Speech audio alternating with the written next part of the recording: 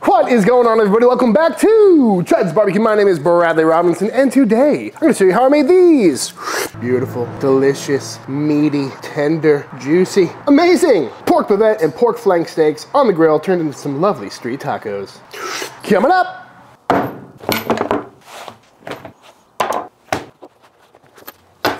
This is some meat.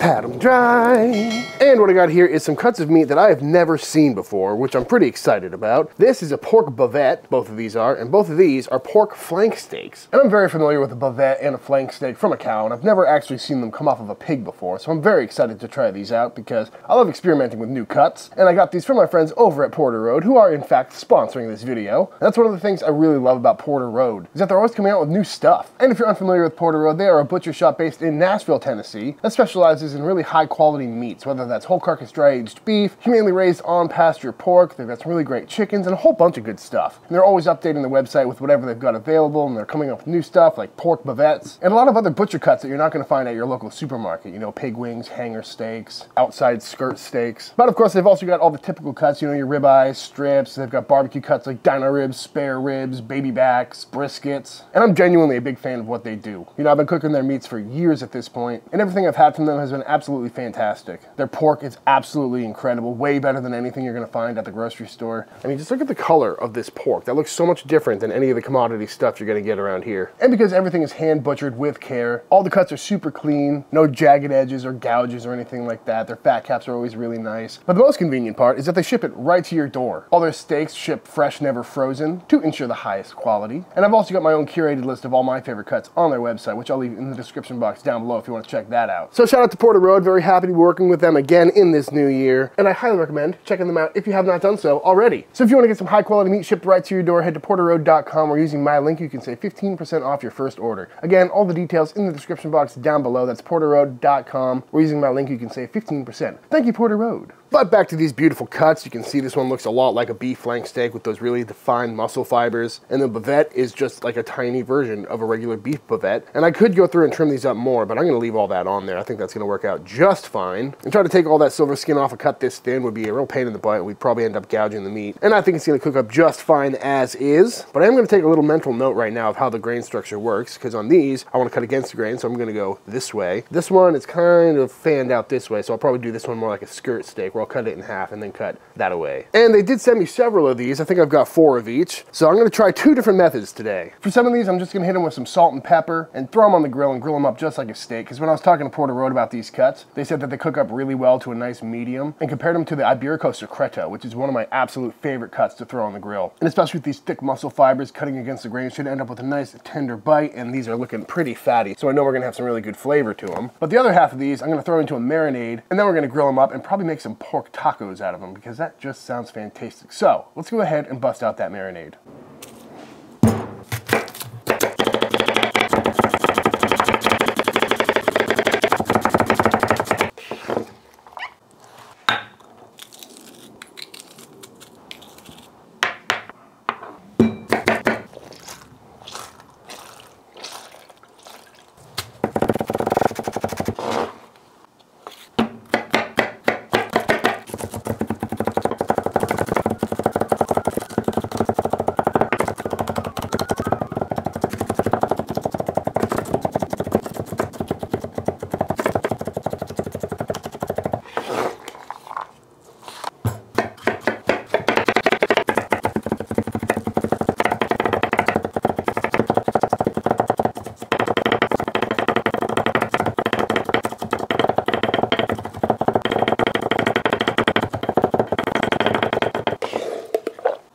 So for this marinade, I'm kind of just going to throw some stuff together that I think will taste good. Starting with going in with some of our white onion, our minced garlic, do some jalapeno in there as well, a big fat pinch of some cilantro, some lime juice, some oil, this is just some avocado oil, some soy sauce, some Worcestershire sauce, some freshly cracked black pepper, and I was gonna add some chili powders and some cumin and whatnot, but I figured why not use some chorizo seasoning. This is the collab between Leroy and Lewis and I for a chorizo sausage mix, but it's got no binder or anything in that, so it also works really well as a chorizo flavored rub. And that sounds pretty good to me. Oh yeah, a couple tablespoons of that. And get that mixed together. Give that a little taste. Oh, that tastes really good. But you can adjust your salt levels at this point with either adding more salt or some more soy sauce. But that is tasting pretty good to me. So now into the marinade we go with all of our cuts of pork. Make sure they're all completely covered. Nothing's overlapping too much. I may throw these in a vac seal, we'll see. Probably not. And now we're just gonna let all those flavors soak in. And you probably only need to let these sit for a couple hours, but I plan on cooking these tomorrow, so I'm gonna let these go overnight. Made it to the Chud shop. How you doing there, Bones? Good, tired. Why? Just doing some yard work. I like it though. Let's look. Ooh, looks pretty good though. Yeah, I'm done working for the day. Got these planters put in, so we have the Chud box over here, because usually it just lives right on this slab right here, and then it blows a bunch of smoke into the room there. And we've had a problem with these rocks ever since we got here, because I really want to have a little set out here where I can shoot consistent videos, but these rocks are super noisy, hard to walk on, and we don't really know what to do about it, because there's also a septic tank right there, so we don't want to lay down a slab. Also, we don't own this building, so laying down a slab is probably not the best idea. Don't want to build a deck out of wood, because then we'd burn it down, so moving the rocks and putting down planters seems to be the easiest way, but we'll keep you updated on the old outdoor kitchen here. And we also just put up this awning, pretty excited about that, so now we can cook in the rain. Small improvements, folks, but it's gonna make life better. Bones, do you want a taco? Yeah. We gotta make tortillas first. Okay. In other news, the rub wall is growing. Bones, what are some new rubs we got? Let's see, we got butt rub and the Jubilee. Nice. In the last video, the scallop video, we were here and I told people we were trying to build out the rub wall. So if anyone wants to send us some rubs, we'd appreciate it. Test them all out. Got these boys, they're pretty good. I like this Jubilee. It's like a seafood seasoning. Yeah, like a crab boil. We got the Lakeland's Best over there. Shaker. Sea pig, I haven't had sea pig yet. That's very sweet. Whew. One of these days we're gonna start a review series where we go through our favorite rubs on this wall, but we gotta test them all out first. But today, we gotta make some tortillas. So in this bowl here, I'm going in with some Hacienda yellow corn masa, 2 cups of that, and 2 cups of water. That is it. Very simple corn tortillas. Bust out some gloves. Sell these on our website too, great deal. These are great gloves, by the way. I like them a lot. Nice and thick. And we're just gonna mix this until everything is nice and combined. And after just a little bit of kneading, we've got a beautiful, nice, supple dough ball. Really comes together quick, gotta love that. But now we're gonna portion these out into 25-gram little dough balls here. That's a 55-gram dough ball, way off. Beautiful. Now we repeat. Just like that, got a big bag of dough balls. Now we're gonna bust out the old tortilla press here and try and make them as perfect as possible. Plastic down, folks. Otherwise we'll have stickage. Ooh, looking pretty good. And now onto the ripping hot Chud press. Ooh, nice delivery. Oh, I flipped it too soon. I broke it. Oh God, I'll have to edit that part out. And just a few seconds on both sides, and other than me completely ripping it, we've got a lovely corn tortilla. So, into the tortilla warmer we go. Bones, are you ready to make your first corn tortilla ever? Yeah, let's do it. Seems easy. You're next, bud. Uh-oh. Seems easy, he says. All right. So you've never made a flour or corn tortilla ever? No, but I mean, it seems pretty easy, right? Not as much pressure as you'd think. That was way too much. No, it wasn't. Yeah. What's this ridge on here? These are weird. That's the best part. You can try it again. This bag has a crease in it. It happens sometimes. Look at him. He's warming up. Ooh. Enough. Ooh. Gorgeous. That's a big boy, nice and thin. Ooh. Is this on? No. Is this thing on? Should it be on? Yep. What? Now it's on. All right, give her a flip. Ooh. This is easy. In other news, updated this table. It's more like a bar top now. I like the extra wide surface. It's nice. All this room for cooking. And we got one over here too. Also, I think it's time to start building out the bourbon collection here at the Chud shop. So let me know what I should get. Bones, what's your favorite bourbon? I'm more more of a rye guy. Really? Yeah, I really like the Angel's Envy rye. Ooh, I got one at the house. I'll bring it. I know. I keep looking at it. Bourbon, I tend to make cocktails out of bourbon, so I usually get the Wild Turkey 101 because it's easy and it's really good for the price. I just picked up a new Riff single barrel. That is very good. We gotta try that. We gotta have a bourbon day one of these days. I'm gonna get the grill fired up using the old Chud box, of course. And I figured today would be a good day to test out these Fogo Charcoal briquettes, which I'm pretty excited about. They actually sent me these a while ago, and I've been meaning to fire them up. After all these years of using lump, I'm not really a big briquette guy. They seem to have a lot of ash, but maybe these will be better. So, we'll find out.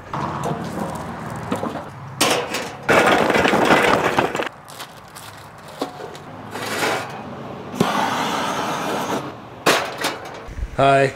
Hey. Rachel, you gonna come make a tortilla? Yeah. You never made a tortilla before either? Not once ever. Well, this guy will teach you. Look at him go. He's doing 4 at a time over here. Who do you think you are? Do I need gloves, sir? Might as well. Now available at chudsbbq.com. Hand shipped by you. What do I do? Just grab a ball? Ball. Ooh, That's good. that's good. Ooh, looks good. Now just pop it on there. Yeah. Nice. All right, while that grill fires up, we're gonna get these seasoned up. These are the ones that I did not marinate. We got 2 bavettes and 2 flanks. And just to taste the meat, I'm gonna keep the seasoning pretty simple with some kosher salt. These are really thin, so I don't wanna over salt them, but I do want them to have some good seasoning on there. And then we'll go on with some black pepper as well. Bone, should I put garlic on these or just keep it salt and pep? Yeah, salt and pepper. I want to taste the meat. Salt and pep, heard. Flip them over. Looking good. And there we go. We got our guys out of the marinade here, looking good, smelling absolutely fantastic. Got a color change of that pork, so we know that marinade did its job. And I think it's time to throw these on the grill.